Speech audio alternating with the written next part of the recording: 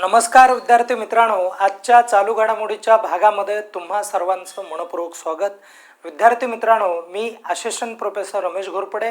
आजच्या या भागामध्ये आपण काय करणार आहोत तर 10 चालू घडामोडीचे जे काही प्रश्न असणार आहेत या प्रश्नांचा जो काही आढावा आहे हा एकाच लेक्चरमधून तुम्हाला बघायला मिळणार आहे आणि प्लस त्याच्यासोबत जे महत्त्वाचं आणि मोजकं असलेलं विश्लेषण आहे हे तुम्हाला त्या माध्यमातून मी देण्याचा प्रयत्न करणार आहे आणि हे विश्लेषण उद्याचे प्रश्न ठरतील अशी माझी आशा आहे आणि त्यामुळे आपल्या लेक्चरला सुरुवात करायची आहे. ओके. आणि विद्यार्थी मित्रांनो, लक्षात घ्या, हा जो प्रश्न आहे किंवा मग या प्रश्नाच्या निगडीत असलेल्या ज्या काय गोष्टी असणार आहेत या सर्व आपण लेक्चरच्या माध्यमातून चांगल्या पद्धतीने अभ्यासण्याचा प्रयत्न करू. वेळ न घालवता पहिला प्रश्न बघूयात. काय म्हटलंय बघा की या ठिकाणी म्हटलं आहे अटल बिहारी वाजपेयी. आता तुम्हाला माहिती आहे की अटल बिहारी वाजपेयी यांचं राजकीय जे काय अवकाश आहे आणि त्यांनी जे केलेलं काम आहे ते निश्चितच आपण इतिहासामध्ये अभ्यासत असतो. आणि मग इथे काय करण्यात आलं आहे, Atal Bihari Vajpayee the internal statesman अशा पद्धतीचं हे एक पुस्तक आहे आणि या पुस्तकाचं टायटल किंवा मग हे जे पुस्तक आहे हे पुस्तक प्रकाशित कुणाच्या हस्ते होणार आहे अशा पद्धतीचा आपल्याला जो काय प्रश्न आहे हा प्रश्न विचारला जाईल. आणि या पुस्तकाचे जे लेखक आहेत ते एकदा मला तुम्ही फक्त कमेंट करून सांगा विद्यार्थी मित्रांनो. ओके. तर अशा पद्धतीने ह्याचं उत्तर आहे. आणि देशाचे माजी पंतप्रधान असलेले या ठिकाणी APJ अब्दुल कलाम हे चांगले कवी होते, हे देखील बऱ्याच जणांना माहिती असणार आहे. ओके. आणि राजकीय क्षेत्रामध्ये त्यांचा दबदबा हा कायम राहिलेला आपल्याला बघायला मिळाला देखील होतात, कारण त्यांची भाषणाची शैली, वक्तृत्व जो काय पणा होता त्यांच्याकडे तो जबरदस्त होता आणि लोकांना सामावून घेण्याची क्षमता त्या व्यक्तीमध्ये अधिक होती. 1996ला माहिती असेल की त्यांचं सरकार देखील पडलं होतं मित्रांनो, बरोबर आहे की नाही. सरकार पडलं होतं, बहुमतात असलेलं सरकार नव्हतं ते. ओके. हरकत नाही, आपण थोडंसं पुढे जाऊयात आपण. आणि हे पुस्तक कुणाचं आहे, लेखक कोण, ते एकदा मला कमेंट करून सांगा. तसे प्रश्न परीक्षेला विचारले जाणार आहेत म्हणून मी जे जे काय तुम्हाला सांगत आहे या लेक्चरमध्ये, रोज आपण हे लेक्चर घेत आहोत तर त्या लेक्चरमध्ये तुम्हाला कमेंट करता आली पाहिजे. बघा, भारताचे पहिले AI डेटा सेंटर अंतराळामध्ये उभारण्यासाठी कोणत्या कंपनीने पुढाकार घेतलेला आहे. आता हे एकदा क्लिअर करा की भारत काय करणार आहे किंवा भारताचं काय असणार आहे. एक पहिलंच AI डेटा सेंटर जे आहे ते आपण कुठे निर्माण करण्याचा प्रयत्न करत आहोत तर अंतराळामध्ये, अवकाशामध्ये आपण निर्माण करण्याचा प्रयत्न करत आहोत. आणि हे निर्माण करत असताना आपल्याला एक कंपनी मदत करणार आहे, तर त्या कंपनीचं नाव काय तर अग्निकुल कॉस्मॉस अशी ती कंपनी आहे. आणि या कंपनीच्या मदतीने आपण तो जो प्रकल्प आहे हा राबवणार आहोत. आपण थोडंसं पुढे जाऊयात. लक्ष घ्या, विंग्स इंडिया 2026 हैदराबाद आयोजित, म्हणजे ही जी विंग्स इंडिया 2026 जी आहे ही कुठे आयोजित करण्यात आलेली होती तर त्याचं करेक्ट उत्तर काय असणार आहे, हैदराबाद.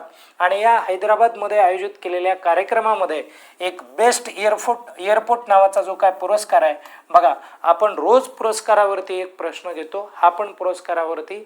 तर बेस्ट एअरपोर्ट हा जो पुरस्कार आहे हा पुरस्कार नुकताच कोणत्या एअरपोर्टला जाहीर झाला अशा पद्धतीचा जो काय प्रश्न आहे हा प्रश्न तुम्हाला डेफिनेटली विचारला जाऊ शकतो. आणि का विचारला जाऊ शकतो तर ते महाराष्ट्राचं एअरपोर्ट आहे. ठीक आहे, पुणे इंटरनॅशनल एअरपोर्ट आहे. आणि या एअरपोर्टने काय केलेलं आहे तर ग्राहक म्हणण्यापेक्षा प्रवाशांना जी काही सुविधा दिलेली आहे, फॅसिलिटी, त्यानंतर त्या ठिकाणी असलेली स्वच्छता एअरपोर्टवरती, एअरपोर्टचं मॅनेजमेंट, त्यानंतर वेळेत जे काय फ्लाईट आहेत त्या सोडणं आणि चांगल्या पद्धतीची सेवा प्रोव्हाइड करणं, अशा या सगळ्या गोष्टी विचारात घेतल्यानंतर हा बेस्ट एअरपोर्ट जो पुरस्कार आहे हा ऑल इंडिया लेवलवरती दिला जाणारा अतिशय महत्त्वाचा पुरस्कार हा एअरपोर्ट क्षेत्रामधला हा नामवंत पुरस्कार समजला जातो. आणि हा पुरस्कार महाराष्ट्रामधील पुणे एअरपोर्टला मिळाला आहे. आणि पुणे एअरपोर्टला मिळणं हे निश्चितच महाराष्ट्रासाठी अभिमानाची गोष्ट आहे मित्रांनो, लक्षात राहू द्या. आपण थोडंसं पुढे जाऊयात. लक्षात घ्या, आता बघा, महाराष्ट्र शासन आणि इन्व्हॉल्व 3 होल्डिंग्स यांच्यामध्ये एक सामंजस्य करार झाला आणि हा जो सामंजस्य करार आहे हा करार नेमकं कुठे झालेला आहे तर हा विधान भवनामध्ये झाला होता. आणि विधान भवन नेमकं महाराष्ट्राचं कुठे आहे तर ते मुंबईला आहे मित्रांनो, हे देखील लक्षात राहू द्या. अशा प्रकारचे जे करार आहेत हे करार आपल्याला परीक्षेमध्ये विचारले जातात, कारण शासनाचा या ठिकाणी महत्त्वाचा जो काय सहभाग आहे हा आपल्याला बघायला मिळतो.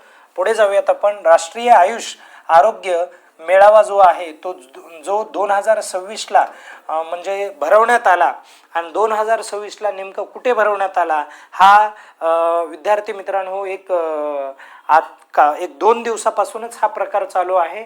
आणि हा मेळावा कुठे आयोजित करण्यात आला तर त्याचं करेक्ट उत्तर काय लिहायचं आहे तुम्हाला, शेगावमध्ये आयोजित करण्यात आला आहे.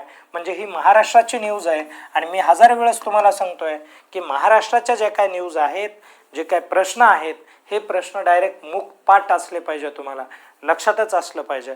आणि विद्यार्थी मित्रांनो हे देखील लक्षात राहू द्या की या राष्ट्रीय आयुष आरोग्य मेळावा जो आहे या मेळाव्याचं उद्घाटन करण्यासाठी इथं दिलंय का नाही का दिलं, ओके, उद्घाटन करण्यासाठी भारताच्या राष्ट्रपती ओके महामहिम ज्यांना आपण द्रौपदी मुर्मू म्हणून ओळखतोय, तर या राष्ट्रपती प्रामुख्याने इकडे आल्या होत्या आणि शेगावमध्ये त्यांनी काय केलेलं आहे या मेळाव्याचं उद्घाटन केलेलं आहे. आणि तुम्हाला विचारलं जाऊ शकतं की उद्घाटन कुणी केलं तर ते देखील तुम्हाला सांगता आलं पाहिजे. ओके, हा मेळावा 27-28 या दरम्यान आयोजित केला गेलेला आपल्याला बघायला मिळेल. पुढे जाऊयात. बघा, कुनो राष्ट्रीय उद्यान जे आहे, ओके, हे हे रब करतोय एकदा. कुनो राष्ट्रीय उद्यान जे आहे या कुनो राष्ट्रीय उद्यानामध्ये आणले जाणारे 8 नवीन चित्ते, बघा आणलेत का नाही आणले, आणले जाणार आहेत हे लक्षात राहू द्या.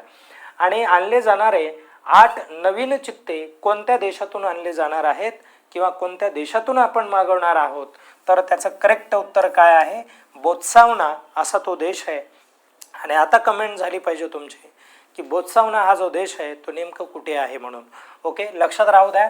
आता काही गोष्टी एकदम क्रिस्टल क्लिअर करून टाकू, लक्षात राहू द्या, परीक्षेसाठी महत्त्वाचं आहे. 8 चित्ते मागवले जाणार आहेत तर कोणत्या वर्षापर्यंत मागवले जाणार आहेत, एकाच वर्षात 8 मागवले जाणार आहेत का तर डेफिनेटली नो. ओके, तर मग कधी मागवले जाणार आहेत, 2055 पर्यंत आपलं ते चित्ता प्रोडक्ट जे आहे, सॉरी काय म्हणू त्याला, प्रकल्प जो आहे, चित्ता प्रकल्पाच्या माध्यमातून राबवलेला हा एक मुद्दा आहे, लक्षात राहू द्या. ओके, हा एक महत्त्वाचा प्रकार आहे. आणि 2025 पर्यंत आपण काय करणार आहोत, 8 चित्ते मागवणार आहोत. आणि मग विद्यार्थी मित्रांनो एक लक्षात राहू द्या, या संदर्भामध्ये खूप महत्त्वाचं आहे, कारण हा जो प्राणी आहे, बघा चित्ता प्राणी जो आहे हा चित्ता प्राणी आता नामशेष झालेला प्राणी होता. हा कधी नामशेष झालेला होता, 1952 मध्ये नामशेष झालेला हा प्राणी होता. बघा 1952, लक्षात राहू द्या, हे पण वर्ष क्लिअर इथपर्यंत. आणि मग नामशेष झालेला आहे तर या प्राण्याच्या प्रजाती वाढल्या पाहिजे म्हणून भारत सरकारने काय केलेलं होतं की या गोष्टीविषयी विचार केला होता 2022 मध्ये. ओके, 17 आपण ती तारीख होती बघा 17 जानेवारी. आणि 17 जानेवारी 2022ला काय झालं तर त्यांनी 8 चित्ते मागवले होते. किती चित्ते मागवले होते, 8 चित्ते मागवले होते. आणि हे जे 8 चित्ते आहेत ते कुठून मागवले होते तर हे नामेबिया या देशातून मागवले होते. नामेबिया या देशातून प्रथम मागवले होते. आणि कशाला सुरुवात झाली होती तर चित्ता प्रकल्पाला त्यांनी सुरुवात केली होती. बघा, चित्ता प्रकल्प म्हणजे प्रोजेक्ट, चित्ता प्रकल्प या प्रकल्पाला त्यांनी काय केली होती, सुरुवात केली होती. आणि या प्रकल्पाचा उद्देश होता की भारतामध्ये चित्ते आणणं, त्यांना त्यांची व्यवस्थित जपवणूक करणं, संवर्धन करणं, अशा या सगळ्या गोष्टी इथे विचारात घेतल्या जाणार होत्या, लक्षात घ्या. आता पुढे काय झालं माहिती आहे का, तर पुढे 22 फेब्रुवारी लक्षात राहू द्या 2023ला परत 12 चित्ते मागवले होते. किती चित्ते मागवले होते, 12 चित्ते मागवले होते.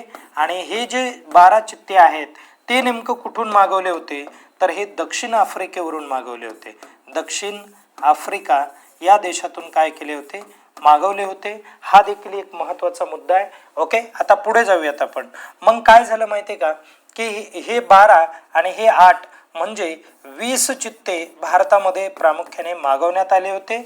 आणि लक्षात राहू द्या, ही पण एक गोष्ट महत्त्वाची बघा, 20 चित्ते मागवण्यात आले होते. यापैकी 10 चित्ते जे आहे, या 10 चित्त्यांचा मृत्यू झालेला या ठिकाणी आपल्याला बघायला मिळतो, लक्षात घ्या. ओके, आणि हे पण लक्षात राहू द्या की सध्या या चित्त्यांनी किती प्रजाती म्हणजे थोडक्यात प्रजनन किती झालेलं आहे, तर 46 चित्ते आपल्या भारतामध्ये सध्या तरी आहेत. प्रजनन वगैरे त्यांची संख्या धरून ओके या पद्धतीने, कारण त्यांनी जन्मच दिला होता किती चित्त्यांना माहिती आहे का, तर 39 चित्त्यांना 2023 पर्यंत त्यांनी काय केला होता, जन्म दिला होता. 22 मध्येच आपण ते काय केले होते, मागवले होते. अशा प्रकारचा हा डेटा एकदा स्क्रीनशॉट काढून ठेवा. ओके, चला लक्षात आलं तुम्हाला. तर अशा पद्धतीचा हा जो भाग आहे, हा भाग आपल्याला या ठिकाणी बघायला मिळतो. आपण पुढे जाऊयात, लक्ष द्या. त्यानंतर 60 पेक्षा जास्त देशांसाठी आंतर संसदीय मैत्री समूहाची स्थापना जी आहे, ही स्थापना करण्याचा जो काय पुढाकार आहे, हा पुढाकार कोणी घेतला, तर हा पुढाकार लोकसभेचे जे काय सभापती आहेत, ज्यांचं नाव काय आहे, तर ओम बिर्ला असं नाव आहे. आणि ओम बिर्ला यांनी घेतलेला आपल्याला बघायला मिळतो. आणि हे जयशंकर नारायण, बरं हे नाही, हरिशंकर नारायण पाहिजे होतं, मग ते राज्यसभेचे उपाध्यक्ष झाले असते. आणि नरेंद्र मोदी हे लोकसभेचे काय आहेत, तर बहुमत पक्षाचे नेते आहेत किंवा लोकसभेचे नेते आहेत असं आपण म्हणूयात. कुणाचे नेते आहेत, लोकसभेचे नेते आहेत, हे पण लक्षात राहू द्या. ओके, हा एक महत्त्वाचा मुद्दा आहे. अमित शहा कोण आहे रे बाबा, तर अमित शहा हा गृहमंत्री या पदावरती कार्यरत राहणारा मंत्री आहे, हे देखील तुम्हाला लक्षामध्ये ठेवायचं आहे. ओके, चला पुढे जाऊयात आपण. लक्ष द्या मित्रांनो, काय म्हटलंय बघा की या ठिकाणी केंद्रीय उत्पादन शुल्क दिन दरवर्षी कोणत्या दिवशी साजरा केला जातो, तर हा जो दिवस आहे, हा दिवस प्रामुख्याने कधी साजरा केला जातो, 24 फेब्रुवारी या दिवशी काय केला जातो, साजरा केला जातो, हे देखील तुम्हाला लक्षामध्ये ठेवायचं आहे. ओके, पुढे जाऊयात आपण. बघा, केंद्रीय उत्पादन शुल्क दिन म्हणाले बरं का, लक्षात राहू द्या, म्हणजे टॅक्सच्या संदर्भामध्ये आहे. आणि केंद्रीय उत्पादन शुल्क दिन हा कोणत्या कायद्याच्या स्मरणार्थ जो दिवस आहे, हा जो दिवस आहे साजरा केला जातो. आणि डेफिनेटली खूप चांगला प्रश्न आहे.